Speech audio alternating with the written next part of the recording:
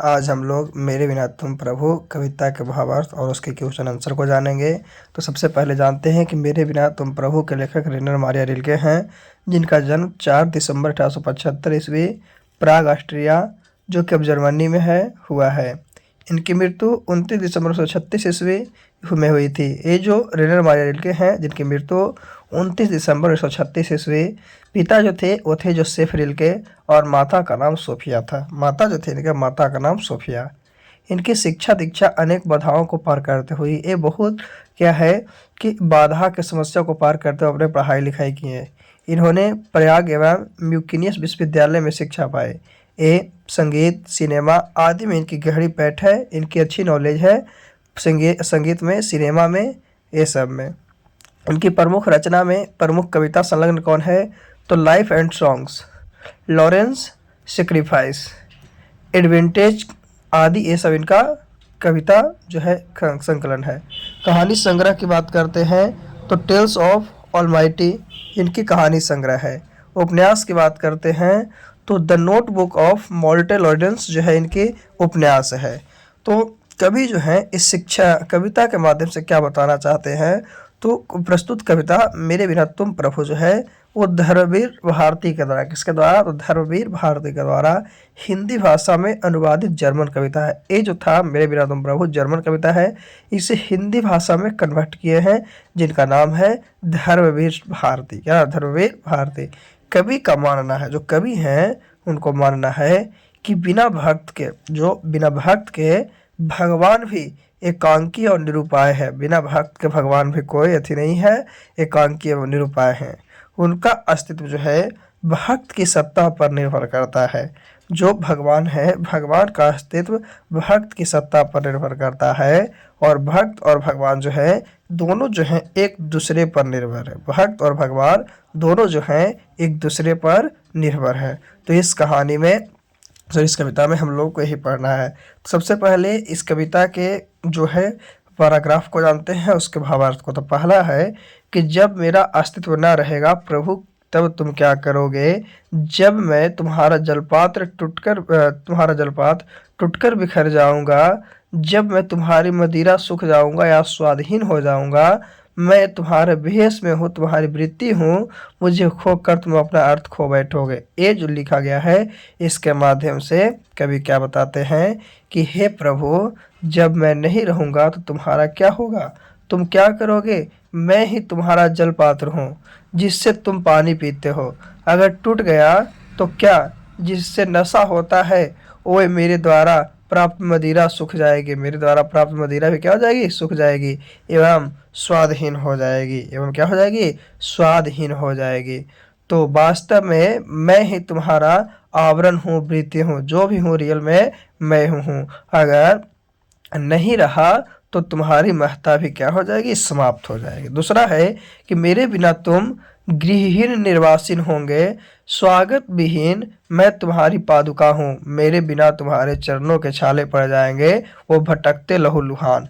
कह रहा है कि मेरे बिना मेरे प्रभु मैं नहीं रहा तो तुम गृह विहीन हो जाओगे, तुमको घर भी नहीं रहेगा कहीं रखने के लिए।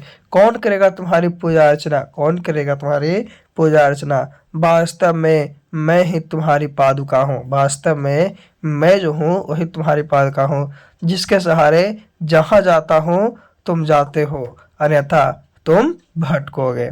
अगला जो है पैराग्राफ उसमें दिया गया है, एक कवि कहता है, हाँ, तुम्हारा शानदार लवादा गिर जाएगा, तुम्हारी कृपा दृष्टि जो कभी मेरे कपोले की नर्म सप्या पर विश्वास करती थी, निराश होकर वह सुख खोजेगी जो मैं उसे देता हूँ। फिर कहते हैं क्या कवि कि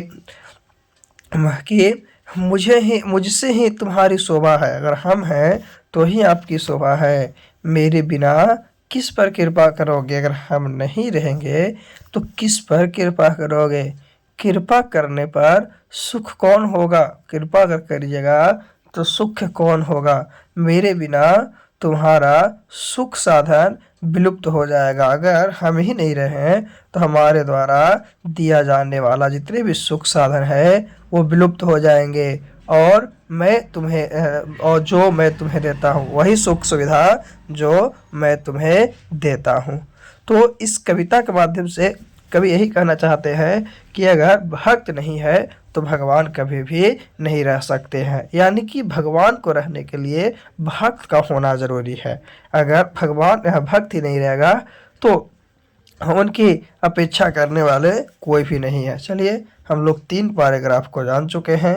अब हम लोग चौथे पैराग्राफ की बात करते हैं कि चौथे पैराग्राफ में क्या है और क्या नहीं है। चौथे पैराग्राफ जो है उसमें आपका क्या है और क्या नहीं है। तो बिना देरी किए हुए चौथे पैराग्राफ को जानते हैं। चौथा पैराग्राफ में क्या है कि दूर की चट्टानों की ठंडी गोद में, दूर की चट्टानों की ठंडी गोद में सूर्यास्त के रंगों में घुलने का सुख प्रभु प्रभु मुझे आशंका होती है, मेरे बिना तुम क्या करोगे। तो कवि कहते हैं कि जब मैं नहीं रहूँगा तो संध्याकालीन अस्त होते हुए सूरज के सुंदर लालिमा का वर्णन आखिर कौन करेगा, क्योंकि उस समय सारा वन प्रांत सूरज की बिखर रही लाल किरणों के संयोग से अद्भुत प्रतीत होता है। इसीलिए कवि को आशंका होती है कि मैं नहीं रहा तो तुम क्या करोगे, अगर हम ही नहीं रहे तो तुम क्या करोगे। तो मेरे बिना तुम प्रभु के इम्पोर्टेंट क्वेश्चन है क्या कि शानदार लबादा किसका गिर जाएगा और क्यों, ये 2015 में पूछा गया है। तो कवि के अनुसार भगवत महिमा भक्त की आस्था में निहित होता है। भक्त भगवान का दृढ़ आधार होता है, लेकिन जब भक्त रूपी आधार नहीं होगा स्वाभाविक है कि भगवान की पहचान भी मिट जाएगी। अगर स्वाभाविक है कि भगवान की पहचान कब मिट जाएगी, जब भक्त रूपी आधार नहीं होगा, कोई भक्त करने वाला ही नहीं रहेगा तो भगवान की कोई अस्तित्व ही नहीं रहेगी, भगवान का पूरा अस्तित्व गिर जाएगा। तो एक क्वेश्चन आपका 2015 में पूछा गया था। क्वेश्चन क्या था कि शानदार लवादा किसका गिर जाएगा और क्यों। तो शानदार लवादा जो है भगवान का गिर जाएगा, किसके बिना, तो भक्त के बिना। किसके बिना, भक्त के बिना। तो अपने लैंग्वेज में भी इसे आप लोग लिख सकते हैं, अपने लैंग्वेज में भी इसे हम लोग क्या कर सकते हैं, लिख सकते हैं। तो अब हम लोग दूसरे क्वेश्चन की ओर चलते हैं कि दूसरा क्वेश्चन क्या है इस लेसन का। मेरे बिना तुम प्रभु का दूसरा क्वेश्चन क्या है उसके बारे में हम लोग चलते हैं। कवि रेनर मारिया रिल्के ने अपने आप को जलपात्र और मदिरा क्यों कहता है। कवि रेनर मारिया रिल्के हैं अपने आप को जलपात्र और मदिरा क्यों कहता है। तो यह आपका 2014 और 17 में फर्स्ट जगह पूछा गया है। तो इसका आंसर क्या होगा कि कवि अपने भगवान को भक्त मानता है। भक्त की महत्ता को स्पष्ट करते हुए, भक्त के महत्व को स्पष्ट करते हुए कवि ने भक्त को जलपान और मदिरा कहा है। भक्त को क्या, जलपान और मदिरा कहा है, क्योंकि जल पात्र में संग्रहित होकर भगवान अपने अस्मिता प्राप्त करता है। इसी तरह भक्ति रस के निकट आकर भगवान इससे क्या होते हैं, प्रसन्न होते हैं। भगवान इससे प्रसन्न होते हैं। तो यह क्वेश्चन भी आपके लिए इम्पोर्टेंट है। फिर तीसरा क्वेश्चन है कि कवि को किस बात की आशंका है। कवि जो है, कवि को किस बात की आशंका स्पष्ट कीजिए। तो कवि को आशंका है कि जब ईश्वरीय सत्ता की अनुभूति कराने वाला प्रतीक आधार या भक्त नहीं होगा तब ईश्वर का पहचान किस रूप में होगा। प्राकृतिक छवि, मानव की हृदय रोग, दया, भगवत स्वरूप है, ये सब नहीं होगा तब उसका परमात्मा का आश्रय क्या होगा। मानव किस रूप में ईश्वर को जान सकेगा। यह प्रश्न को लेकर कवि क्या है, आशंकित है। यही प्रश्न को लेकर कवि जो है आपका आशंका में है। तो ये क्वेश्चन 2016 में आपसे पूछा गया था। ये क्वेश्चन 2016 में आपसे क्या हो गया था, पूछा गया था, है ना। तो हम लोग आगे क्वेश्चन बात करते हैं। 3 क्वेश्चन को जान चुके हैं। मेरे बिना तुम प्रभु एक्सरसाइज में हम लोग 3 क्वेश्चन को जान चुके हैं। तो चौथा क्वेश्चन की ओर प्रवेश करते हैं कि चौथा क्वेश्चन क्या है ना। ऐसे लेसन का हर क्वेश्चन जो है आपके लिए इम्पोर्टेंट है। अगर याद रखिएगा तो आपको काम ही देगा। ऐसा नहीं है कि वो व्यर्थ जाएगा और काम आपको नहीं देगा। तो चलिए अब हम लोग चौथे क्वेश्चन की बात करते हैं कि चौथा क्वेश्चन क्या है। बिना समय को नष्ट किए हुए हम लोग चौथे क्वेश्चन को जानते हैं। तो चौथा क्वेश्चन है कि कविता के आधार पर भक्त और भगवान के बीच के संबंध पर प्रकाश डालिए। ये 2012 में पूछा है। तो प्रस्तुत कविता में कहा गया है कि बिना भक्त के भगवान की एकांकी और निरुपाय है, उनकी भगवता भी भक्त पर की सत्ता पर निर्भर करता है। भक्त नहीं रहेगा तो कुछ भी संभव नहीं है। व्यक्ति और विराट सत्य एक दूसरे पर निर्भर है। व्यक्ति विराट जो है सत्य जो है एक दूसरे पर निर्भर है। फिर है कभी किसको सुख देता है, तो कभी भगवान की कृपा दृष्टि की सप्या है।